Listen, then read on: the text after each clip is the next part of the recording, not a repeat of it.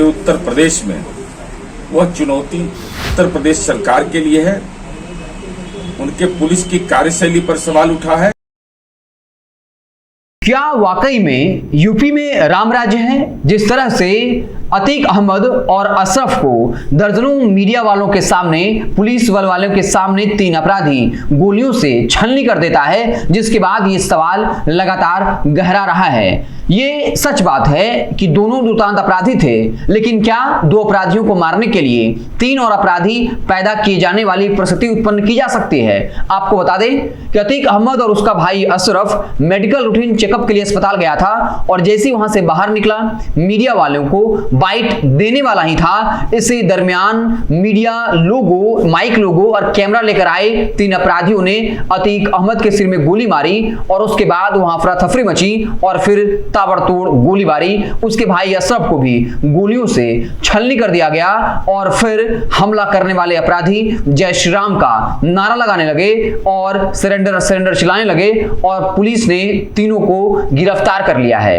अब यूपी में राम राज्य को लेकर सवाल उठने लगे हैं। जेडीयू ने भी इसको लेकर चुप्पी तोड़ी है और कहा है कि जो प्रयागराज आस्था का केंद्र है, वहां ऐसी घटना हुई है, उसके बाद योगी सरकार पर सवाल उठने लगे हैं। बार बार बीजेपी के नेता बिहार सरकार को यह कह रहे थे कि योगी मॉडल बिहार में लागू किया जाना चाहिए। तो क्या बिहार में भी उसी तरह के मॉडल लागू किए जाने चाहिए? अगर ऐसा हो तो यकीन मानिए विधानसभा आधा खाली हो जाएगा। अगर ऐसे ही अपराधियों को गोली मारा जाने लगे तो सवाल यह उठता है कि अतीक अहमद और अशरफ अगर दुर्दांत अपराधी है, उस पर तरह तरह के आरोप लगे तो न्यायालय उसे साबित करने के लिए है और उसे सजा होती।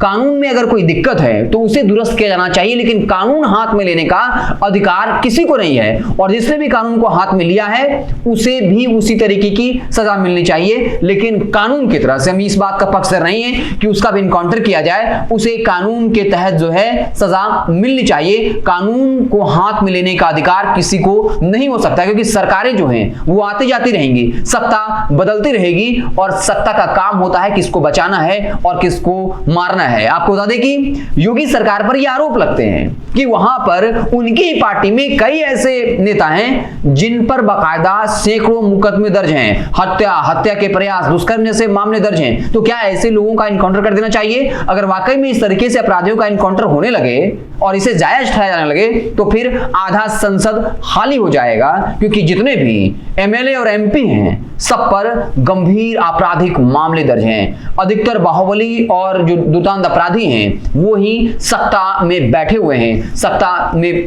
जो है वो राज कर रहे हैं। तो यूपी में जो कुछ भी हुआ है, जिस तरीके से कानून का माहौल उड़ा और जिस तरीके से मर्यादा पुरुषोत्तम राम के नाम को बदनाम करने की कोशिश की गई, उस हत्या के बाद, उस कत्लेआम के बाद, उस गोलीबारी के बाद जय श्री राम के नारे लगे और बीजेपी के बड़े से बड़े नेता, यहां तक कि स्वतंत्र देव सिंह जैसे बीजेपी के बड़े नेता इसको डिफेंड करने की कोशिश कर रहे हैं। अगर वाकई में ऐसा हुआ तो अलग अलग राज्य में अलग अलग सरकार है, कल केंद्र सरकार ही बदल सकती है। तो ऐसे में उसके नजरिए से जो राजनीतिक रूप से उसके लिए खतरा होगा, क्या इसी तरीके से उसका कत्ल कर दिया जाएगा और कत्ल करने वाले को डिफेंड किया जाएगा और ये कहा जाएगा कि जैसी करनी वैसी भरनी। अगर जैसी करनी वैसी भरनी है तो हम एक अपराधी को खत्म करने के लिए 3 और अपराधी पैदा नहीं कर सकते। कानून इसको हैंडल करना चाहिए और अगर कानून में खामियां हैं, अगर कानून ऐसे अपराधियों को सजा नहीं दे पाती है तो उस कानून को दुरुस्त करने की जरूरत है। कानून कभी भी कोई हाथ में नहीं ले सकता और योगी मॉडल अब इस तरह की अगर काम करता है तो ये बिल्कुल फ्लॉप है। और फिर बीजेपी नेता इस बात का क्या सवाल देंगे जब वो कहते हैं कि बिहार में भी योगी मॉडल लागू होना चाहिए। आप देखते रहे भारत लाइव। बहुत बहुत धन्यवाद।